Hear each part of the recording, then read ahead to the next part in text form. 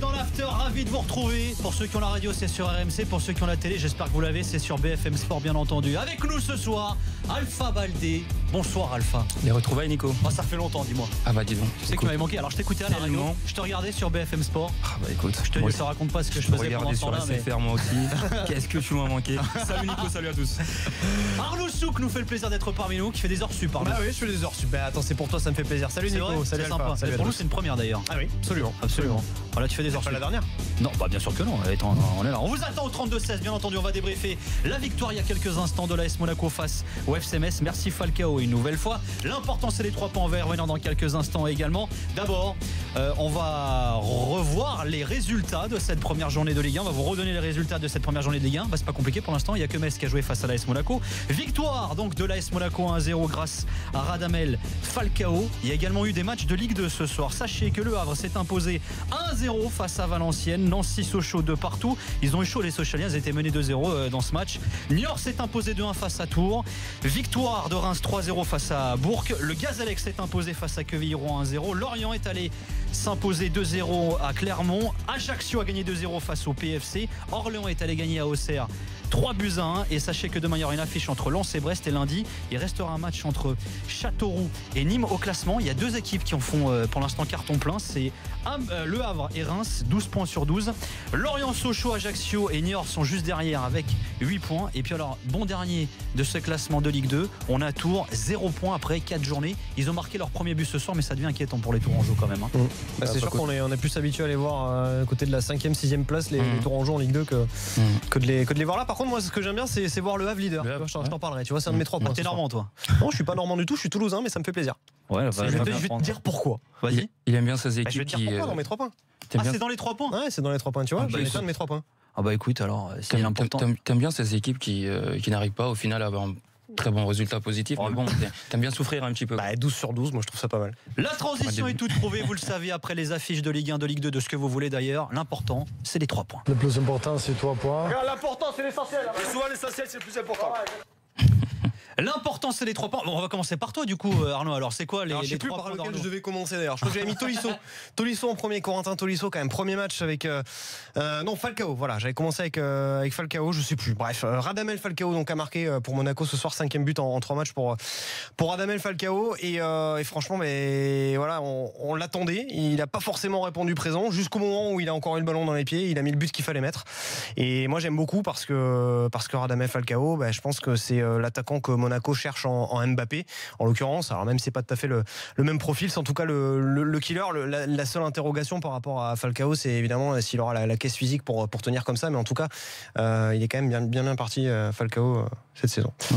Mon deuxième point, c'est donc Corentin Tolisso qui a marqué. On reviendra d'ailleurs en toute fin d'after avec David Lortolari sur l'Allemagne, puisque la première journée de Bundesliga était aujourd'hui. Le Bayern s'est imposé. Voilà. Comme d'habitude. J'ai adoré parce que face à Leverkusen. Moi j'ai adoré parce que Corentin Tolisso, premier match en Bundesliga, premier but. Il est solide. Moi j'aime bien aussi me dire que quelque part on critique beaucoup le centre de formation de l'Olympique Lyonnais qui soi-disant se prend pour plus gros qu'il n'est. Finalement on critique pas. Non mais si. Il y a même des stats. L'Observatoire du foot, le CUS, le Pont chaque année, c'est l'un des meilleurs centres de formation en Europe. Et on passe notre temps à dire que justement que c'est faux, que l'OL ne peut que Jean-Michel Aulas se gargarise à tort. Enfin, ce que je vois, c'est que Tolisso il va au Bayern, il marque, que Lacazette il va à Arsenal, il marque. Voilà. Donc moi ça me fait plaisir. Mais je pense pas que quelqu'un se posait des questions sur le niveau, par exemple, tu vois, de Tolisso. Je pense qu'on était d'accord que c'était quand même un mec qui était un très bon joueur de Ligue 1 et qu'au Bayern Munich, avec un très bon coach comme ça et dans une équipe qui a l'habitude de dérouler un championnat, qu'il serait assez aise et aujourd'hui il a prouvé le terrain, oui. Et ton troisième point? Mon troisième point, c'est donc le Havre. Avec un but de Mateta prêté par l'OL, tiens, justement. Absolument. Ce jeune Mateta. Et tu veux que je te dise pourquoi? Parce que moi, je suis content de les voir. Moi, je trouve que c'est quand même le plus vieux club professionnel de France, quoi. Tu vois, moi, ça me fait plaisir de les voir au bout de 4 journées, premier, de me dire que peut-être que comme quand j'étais gamin dans mon album Panini 97, tu vois, je vais avoir. Alors, il y aura pas le stade Jules Deschazos parce que maintenant il joue à Océane, mais moi, ça me fait plaisir de les voir et de me dire peut-être que cette équipe va revenir en Ligue 1. Pour moi, c'est quand même un historique de la Ligue 1 et ça me manque de les entraîné voir. par un très bon Oswald Tanchou, voilà, qui avait fait du bon boulot en en national, notamment du côté du Poiré. Voilà, donc big up au Havre. Big up au Havre, voilà. Big Ce up. sera peut-être la seule fois de l'année dans les 3 points et dans l'after. S'ils reviennent en première division et en Ligue 1, ça fait un très beau stade. Ça fait quoi? Ça fait 35 000 places, je crois, Océane, ou 25 000 places, je sais plus. J'ai été voir quelques matchs là-bas, ça te fait pratiquement un stade de Ligue 1 par rapport à d'autres équipes et ça ferait une belle ambiance. Si je raconte pas de bêtises, il y a même eu des matchs de l'équipe de France là-bas en Amérique. Le match du Havre. Et puis c'est le club cher à notre Premier ministre, donc forcément, en plus, je pense qu'il y a du lobbying derrière tout ça. Les 3 points d'Alpha Baldé. Ah bah écoute, les 3 points. Moi j'ai commencé à m'inquiéter un petit peu, tu sais, on parlait un petit peu de l'Olympique de Marseille au niveau du jeu. Bah pour Monaco, j'ai l'impression qu'en ce début de saison aussi, on est en train de chercher à savoir qu'est-ce qu'on met en place au niveau jeu. Alors la stat elle est là sur avant ce match, sur les 7 buts inscrits par l'ASM, t'avais quand même 4 ou 5 si je dis pas de bêtises, 5 sur coup de pied arrêté. Et face à Dijon, avec une largesse défensive des Dijonnais, Monaco en a profité, oui, mais ils ont quand même inscrit 3 ou 4 buts sur coup de pied arrêté. Donc c'était pas dans le jeu non plus aussi fluide que ça. On recherchait cette fluidité, cette facilité de transmission. Et aujourd'hui on a vu justement face à un bloc regroupé comme Metz, même s'ils avaient encaissé beaucoup, c'est justement pour ça, c'est mon 3e point, je vais y revenir. C'est une équipe qui, dans l'organisation et dans le positionnement, m'a beaucoup surpris. Ils ont resserré les lignes, ils ont été beaucoup solides défensivement, donc on a vu que Monaco a eu encore plus de mal à produire son jeu. D'ailleurs, la preuve en première période, ils ont une vraie occasion de Falcao, je pense, et une peut-être occasion de Diakabi.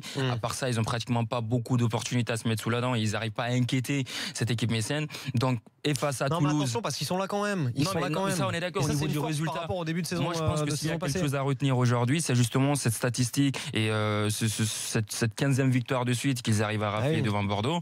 Mais c'est pas anodin ça. C'est pas anodin, on est d'accord. Aujourd'hui, Monaco, ils sont dans une optique où il faut peut-être continuer à gagner, quelle que soit la manière dans ce début de saison.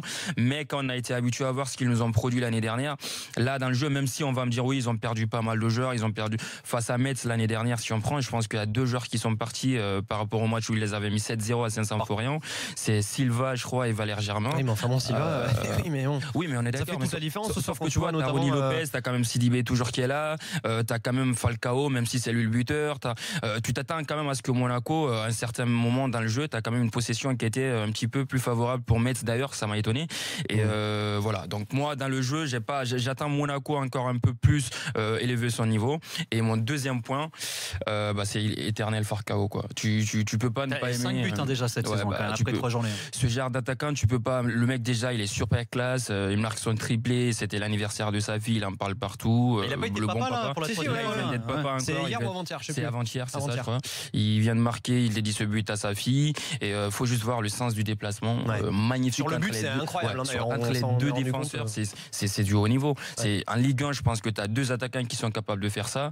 C'est Cavani, Falcao, quoi. Donc le mec aujourd'hui, encore une fois, il porte Monaco comme il l'a fait quelques fois la saison dernière. C'est 21 buts la saison dernière en Ligue 1 en 29 matchs. Donc c'est tout simplement, c'est tout dire, quoi. Quand un attaquant comme ça, mais comme ça, même dans ce genre de match où c'est très compliqué de faire du jeu ou d'avoir du résultat, bah tu peux t'appuyer sur lui et il te fait gagner un match. L'interrogation, c'est son physique. Enfin, on va y revenir. Oui, c'est son physique sur le long terme, mais bon, quand il y a une bonne gestion à la Jardim, comme on l'a vu, je pense qu'il peut tenir cette saison. Et mon 3e point, c'est Metz qui méritait mieux, forcément. Bah voilà, Metz qui avait encaissé jusque-là 5 buts, je pense, mais qui aujourd'hui nous a prouvé. C'est dur offensivement quand même, Metz. Ouais, mais début de saison. Moi, je suis pas complètement d'accord parce qu'aujourd'hui, on a quand même vu Jouffre et Roux qui nous ont proposé quelques trucs qui sont très intéressants en seconde période. Il n'est pas aidé, franchement. Ouais, mais dans le jeu, je pense que dans le jeu, sincèrement, aujourd'hui, on a mieux vu cette équipe de Metz s'exprimer que face à Guingamp lors de la première journée, par exemple. Aujourd'hui, je les ai trouvés beaucoup plus inspirés, beaucoup plus entreprenants.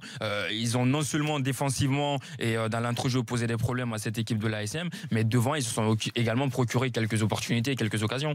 Donc moi, je pense que le match nul peut-être ne serait pas démérité. Je sais pas, les supporters monégasques vont peut-être dire qu'ils méritaient plus de gagner parce qu'ils ont eu des occasions. Les occasions les plus franches quand même, elles ont été pour Monaco. Enfin, ouais. T'as un poteau, t'as une tête de Glick sortie miraculeusement par le gardien. T'as un très bon gardien d'ailleurs, Didion, qui sur cette tête de Glick, très très bon gardien. C'est signe aussi que Monaco a pas été mauvais. C'est ça.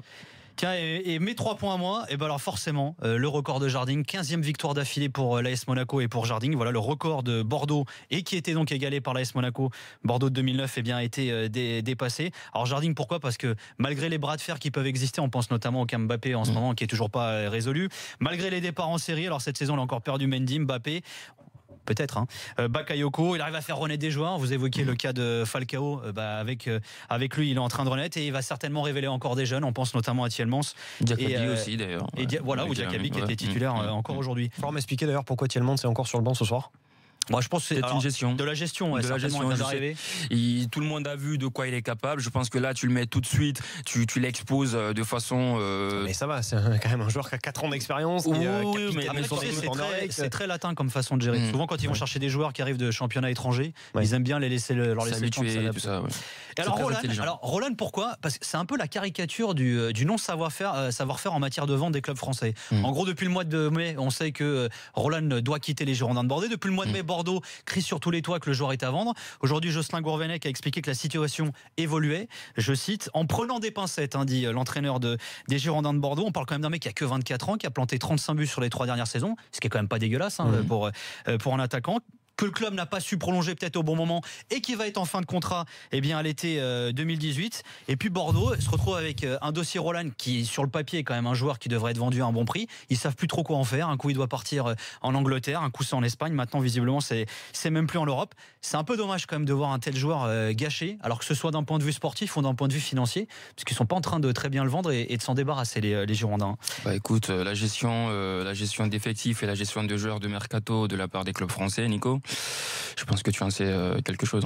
Écoute, il y a des clubs qui ont bien vendu, il y en a qui ont plus de mal. Et puis pour terminer, Blaise, parce que c'est officiel, ça y est, le Paris Saint-Germain a vendu à la Juve Blaise Matuidi, 7e joueur le plus capé de l'histoire du PSG. Il a remporté la moitié des titres nationaux du club. Alors c'est vrai que l'Air Qatari forcément a marqué beaucoup de choses. C'est au moins 35 matchs par saison depuis 2011 avec le Paris Saint-Germain. Alors il part pas n'importe où en plus. Il part quand même dans le club qui a fait 2 finales de Ligue des Champions sur les 3 dernières années. Le football est une évolution, a commenté aujourd'hui Unai Emery en conf de presse face au départ de Blaise Matuidi. Visiblement pour Paris l'évolution c'est de se passer de Matuidi. C'est peut-être un bon signe d'ailleurs cela dit. Je ne sais pas ce que vous en pensez pour le PSG, que de se dire que l'évolution elle se fait sans lui.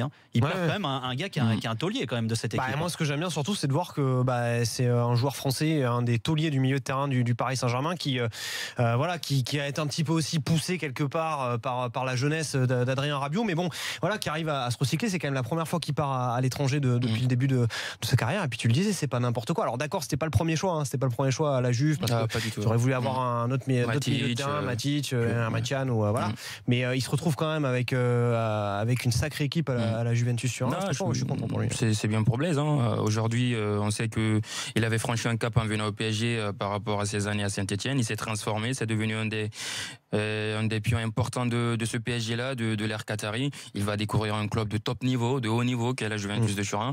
Pour lui, c'est tout bénef. Maintenant, au PSG, c'est sûr que, comme l'a dit Unai Emery, c'est une évolution. Aujourd'hui, quand tu as envie d'être dans ces top club européen, Blaise Matuidi, c'est banquette, et je le voyais mal faire banquette au PSG au fait, c'était ça le truc. On vous attend au 32-16 évidemment pour réagir à ces 3 points, pour réagir d'ailleurs à l'affiche de la soirée. On rappelle que Monaco a battu Metz 1-0 grâce à un but de Falcao en fin de match. Il y a Pascal qui n'est pas d'accord avec toi sur le hashtag RMC Live, mon cher Alpha. Metz méritait mieux. Avec qui voudrais-tu qu'il marque un but? Aucune ambition à domicile. La saison va être dure pour le FC Metz. On accueille Nico, supporter de l'AS Monaco, qui nous a appelé au 32-16. Salut Nico. Bonsoir les amis.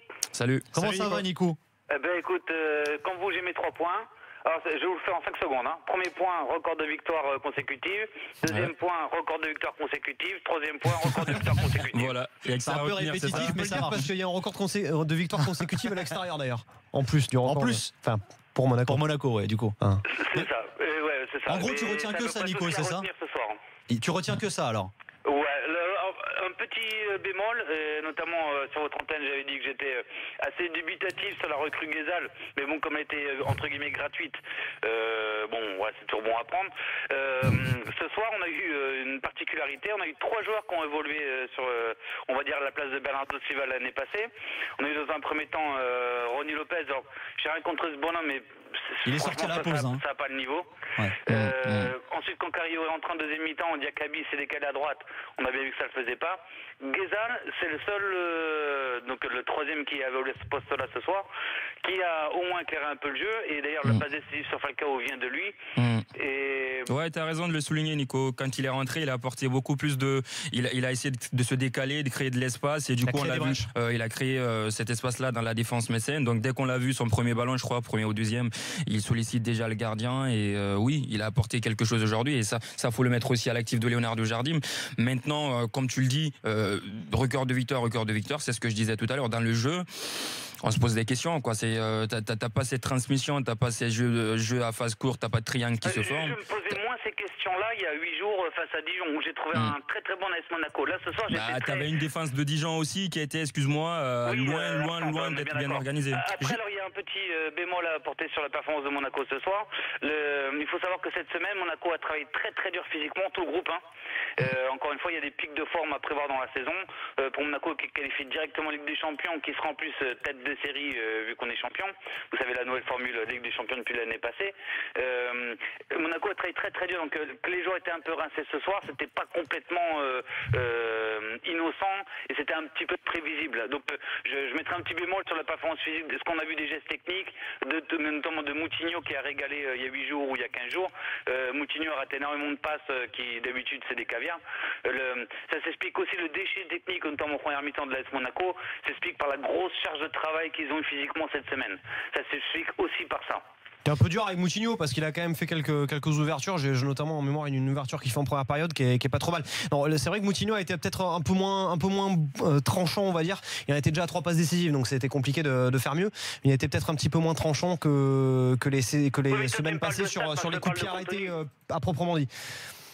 Toi, tu me parles de stats, moi je te parle de contenu. Et j'ai vu notamment des phases où Moutinho, des passes toutes faciles, à 3 mètres, il la met. Ouais, mais il a aussi fait de belles ouvertures, Nico. Oui, ok, on est d'accord là-dessus. Bon. Et moi, en tout cas, j'ai une hâte personnellement. Je sais pas si les autres supporters monégasques partagent mon avis. Moi, j'ai hâte que ce mercato se termine. Je déteste. Je dois être un des rares. Tout le monde s'enflamme chaque fois sur les mercatos, que tout le monde y va de sa petite rumeur, etc. Moi, j'ai hâte que ce mercato se termine, que toutes les têtes se remettent à l'endroit et que l'équipe aille de l'avant enfin. Parce que là, on sent bien qu'il y a encore des têtes qui sont un peu à Monaco, un peu ailleurs. Et les mêmes c'est pas facile, ouais. Justement, ils vont jouer, c'est compliqué. On va écouter dans quelques instants Leonardo Jardim et même Unai Emery d'ailleurs qui sont exprimés aujourd'hui sur le cas Mbappé. T'en penses quoi toi Nico de ça justement parce que bon là visiblement il y a un bras de fer même s'il y a un jeu de poker-manqueur entre les deux. Tu penses que Monaco devrait le lâcher, le vendre très cher ou au contraire faire le forcing pour le garder? Alors il y a que moi j'avais entendu Mbappé même quand il était dans le rassemblement avec l'équipe de France là, chez les Bleus, il voulait pas se prononcer avant la trêve internationale avec les Bleus. Il disait c'est le Real ou Monaco. Maintenant c'est Paris ou rien. Moi je pense que Mbappé, je pense que c'est quelqu'un qui est intelligent, etc. Mais je pense même pas que ce soit lui directement. Je pense qu'il s'est fait monter la tête par son entourage et les chiffres qui tournent autour. Et je pense que son entourage, lui, s'est fait monter la tête par tous ces chiffres et que ça perturbe ce joueur. Pour moi, alors oui, il part, mais ce ne sera pas à Paris. Et je vais me te dire, il y a un club qu'on n'entend plus tout parler, et je vais me te dire, pour moi, où il va aller, c'est en Angleterre. City. Ouais, absolument. Ils ont clos le dossier aussi. Pour moi, il va aller là-bas. À mon avis, il va aller là-bas. Real, c'est mort. Paris, on ne va pas leur vendre. En tout cas, on ne vendra pas les deux, et Mbappé et Fabinho. Et ça, c'est sûr. Et donc, pour moi, il va aller à City. Ou alors, il va rester à Monaco. Mais il faut que ce soit clos rapidement. Là, il y a toutes les parties qui jouent sur plein de tableaux. Le Paris qui essaie de déstabiliser Monaco, parce qu'en plus, ils n'ont même pas de quoi boucler le dossier financier. Tu as le Real, clairement, Perez, il a dit non.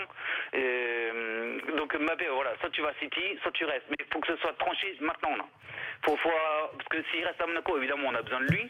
Mais s'il doit partir, part maintenant. Parce que si on le vend le 31 août, on a quoi pour se retourner pour retrouver son remplaçant. Diakaby, je l'aime beaucoup. Mais c'est pas son remplaçant, on est bien d'accord. Eh ben écoute, on aura la réponse dans 12 jours à peu près. Merci Nico, en tout cas, de nous avoir appelé au 32-16. Bonne soirée à toi, Nico. Bonne saison à toi et à l'AS Monaco. Nous, on va se faire une petite pause. On arrive dans quelques instants avec Arnaud Souk et Alpha Baldé. On vous attend au 32-16. Hashtag RMC Live pour réagir pendant cette émission. On va revenir justement sur le cas Mbappé dans quelques instants. On va également se projeter sur les affiches de demain de cette 3e journée de Ligue 1. À tout de suite.